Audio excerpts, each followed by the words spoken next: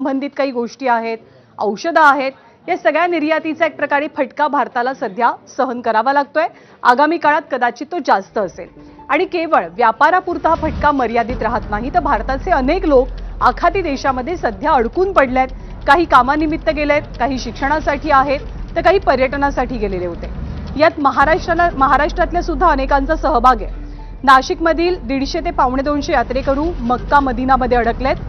पुण्यामध्ये MBA करणारे आणि शैक्षणिक सहलीसाठी दुबईला गेलेले 80 जण हे तिथेच अडकलेले आहेत। जालन्यातले 8 जण अडकलेले आहेत। कोल्हापूरचे 150, चंद्रपूर, जालना, यवतमाळ, जळगाव, पिंपरी चिंचवड अशा अनेक ठिकाणचे रहिवासी आखाती देशात आणि विशेषतः दुबईमध्ये अडकलेले आहेत। जोवर विमानसेवा सुरळीत होत नाही तोपर्यंत सगळ्यांच्याच परतीचे मार्ग सुकर होणं बरंच कठीण बनलेलं आहे।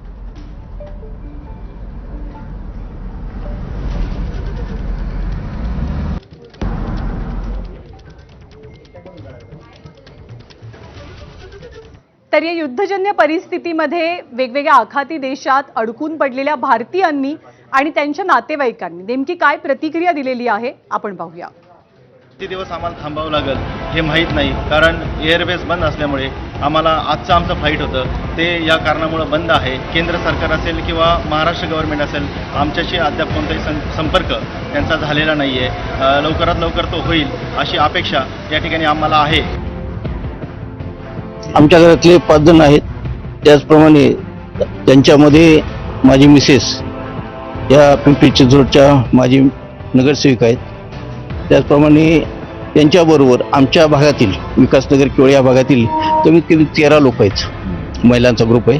तर या सर्वांना सुखरूप भारत सरकार व महाराष्ट्र सरकारने परत पाठवावे अशी त्यांना विनंती करतो। आम्ही 5 जण दुबईला फिरायला आलो होतो।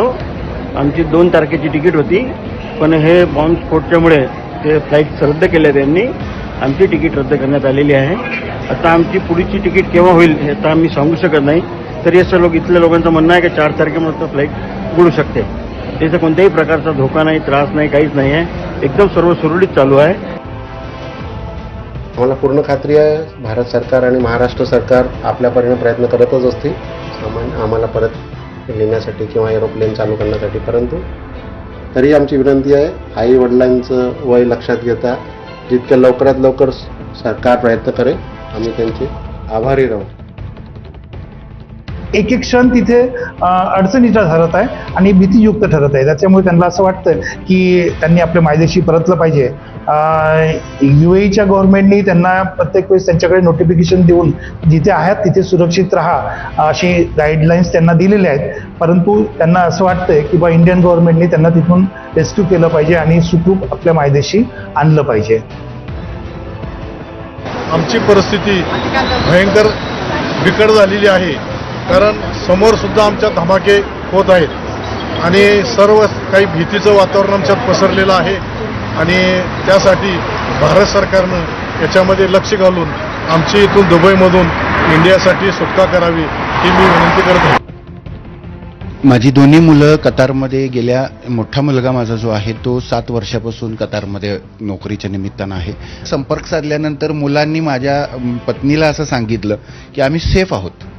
आम्हाला आत्ता आमच्या ज्या कंपन्या आहेत त्या कंपन्यांमध्ये अशा सूचना दिलेल्या आहेत, तुम्ही तुमच्या फ्लॅटवर तुम्ही जाऊन तिथं विश्रांती घ्या। त्यामुळे महाराष्ट्रातल्या अनेक